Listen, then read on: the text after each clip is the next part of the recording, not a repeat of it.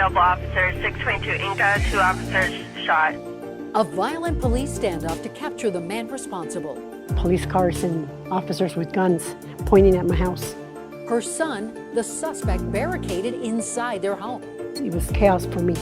Tonight, this woman is suing the city and Denver's top cop. But we do have a very clear spot for a burn box. Boom, boom, boom, and then the house went in flames. Her house burned to ashes with a device that shouldn't have been used. Horrible. I was homeless. Tonight, Denver7 investigates how it went down and why this woman is taking action. 622 Inca Street looks very different than it did last January. Need all available officers, 622 Inca, 2 officers shot. SWAT officers had guns drawn. Come to the front door with your hands up. And flashing lights were everywhere. As a 4-hour-long standoff played out.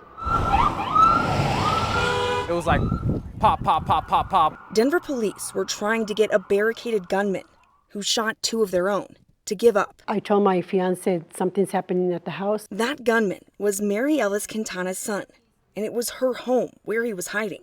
My heart's beating, racing, I'm scared. Worried about her son, she says an officer took her in a police car down the street. Just moved me as far away from the house as they could.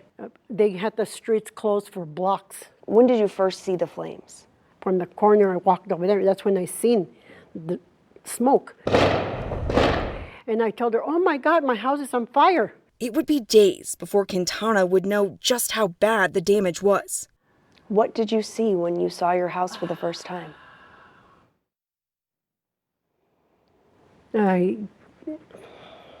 Horrible. I was homeless. Officer body cam video shows the family home turned to ashes. Oh, and it was unbelievable. Everything was burnt. Everything was burnt. Her house was completely gone. I didn't know what to do. I've lived in the house for 45 years. Both my boys were raised in that house. Quintana absolutely acknowledges that her son was wrong for shooting the 2 officers. No, it doesn't justify what they did. There was no cause for that, for burning down my house. She is now suing the city and Denver's police chief. I was living comfortable in my house, and they put me through a hardship. When somebody makes a mistake, people have to pay. Using flammable grenades inside of structures. That's where they went wrong on this. Joe Salazar is her attorney. He says police threw these riot control grenades inside her house. Grenades the manufacturer clearly says are designed specifically for outdoor use and should not be deployed inside due to its fire-producing capability. In fact, it is so clear in there, I think they mentioned it twice. They had a number of other options. A next-door neighbor captured the moment the house erupted. The flames were the craziest part. You know, after the last device the police deployed. Will Evans also captured police throwing in the grenade. And minutes later, I gotta go. I could feel the heat inside the house. Denver Fire did investigate. And police note in their own report that the probable ignition source for the fire was the CNCS grenade contained within the burn box. And that's the last window they haven't broken. A burn box seen here in video taken by that same neighbor. Have some kind of device. A chaotic scene that was also heard on police radio traffic.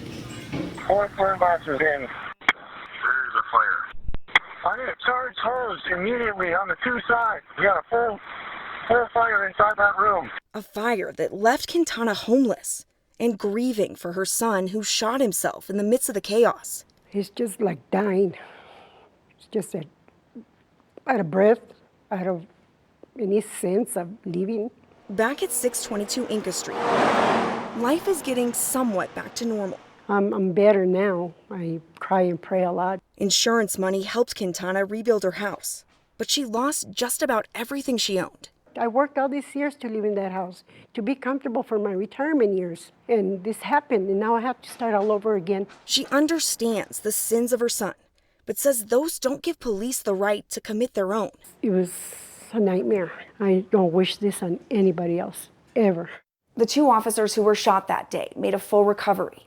Denver police declined to comment on this pending lawsuit, but Quintana's attorney says they're trying to claim immunity. That's a legal term that protects police from being sued for actions they take on the job. I'm Denver 7 investigator Jennifer Kowaleski. Jury selection began today for the man accused of murdering Adams County Deputy Heath Gum. Dreon Deering reportedly shot Gum after a foot chase in January 2018. Deering was set to go on trial in April, but the judge declared a mistrial in part because of the pandemic, but also after prosecutors declined to pursue the death penalty when that new law in Colorado abolishing capital punishment went into effect. So the trial now will be held virtually. Tonight, our thoughts and prayers are with the Aurora Police Department and Officer Michaela Lakin's family. The 25-year-old was killed in a crash Friday night off Aurora Parkway and Arapahoe Road. She was off duty when an SUV failed to yield and collided with her motorcycle. Aurora's police chief says neither drugs, alcohol, nor speed were factors. Officer Lakin had been with the department for about a year. A proposal to raise the minimum wage in Aurora to $20 an hour is off the table, at least for now. City Council killed the plan at a study session tonight because there just wasn't enough support. But there is talk now about reintroducing the plan and lowering the increase from $20 to $17 an hour by 2025. Currently, the minimum wage there is $12 an hour. Well, a backyard cookout on Labor Day ends in gunfire. And tonight, a Denver family is grieving a 55-year-old mother who was shot and killed. And tonight, this family is opening up to Denver 7's Gary Brode about that day. She didn't deserve this. She was a kind-hearted person that never did nobody wrong, never did anybody wrong. Patricia Cruz's family continues to ask themselves the same question. Why? Ever since the 55-year-old wife, mother, and grandmother was shot in her backyard on Labor Day. She changed my world. I mean, she was everything to me. She was my angel. I mean, if I could take the bullets for her, I would have. He shot me twice, got her, and resumed on firing at me. Cruz's son, Chris Lucero, was shot a total of 6 times. First shot landed right here in the stomach. Lucero says his children were playing near the neighbor's fence. He said, "Get your POS kids out of here." That's when my mom had came out and said, "No, not today. You're not going to do this with my grandkids." Cruz's family says the shooter is 33-year-old Jason Arroyo. Court records show Arroyo was arrested on Labor Day and is facing a first-degree murder charge. I am 100% positive that if we wouldn't have stepped out the gate that day, that my kids would have been the ones to be his targets. Cruz's daughter Priscilla was also shot. Cruz's husband, Richard Casillas, spotting the wounds later that evening. When I was going to go take her a shower to get rid of the blood, I lifted her shirt up and she had 2 wounds right on her stomach area. One of the most heartbreaking moments I could ever say that I've ever experienced was my sister actually seeing her mom, our mom, on the ground right here. After 11 days in the hospital, Patricia Cruz passed away. I relive it every day, and no matter how many times I relive it, there's no way to prevent this from happening. Now, Casillas will take over Cruz's role as caretaker to Priscilla, as the family remembers a woman who was so close to their heart. My mom, she was the backbone. In Denver, Gary Brode, Denver 7.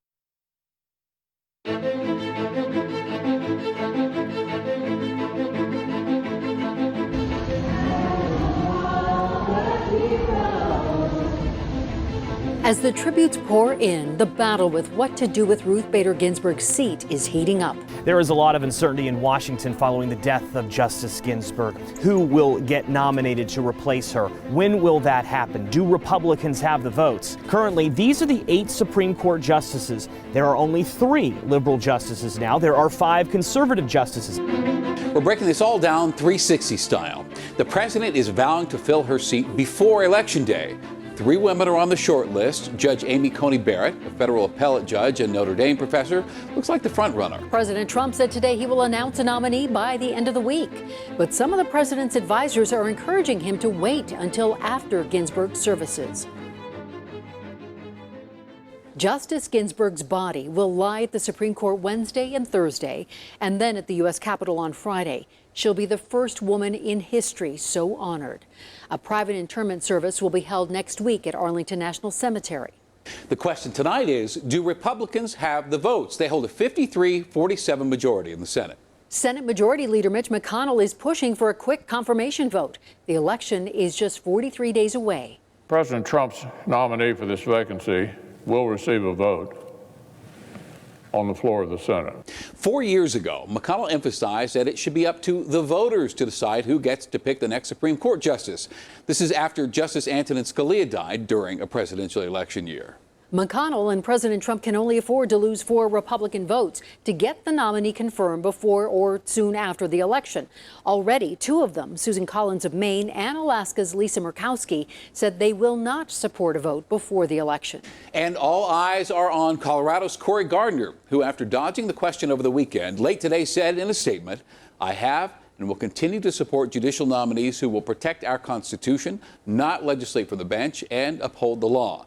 Should a qualified nominee who meets this criteria be put forward, I will vote to confirm." Iowa Senator Chuck Grassley said today he will evaluate the president's nominee and isn't opposed to holding hearings or voting on the president's pick if the proceedings move forward. We'll also keep an eye on Mitt Romney, a moderate who is sometimes critical of the president.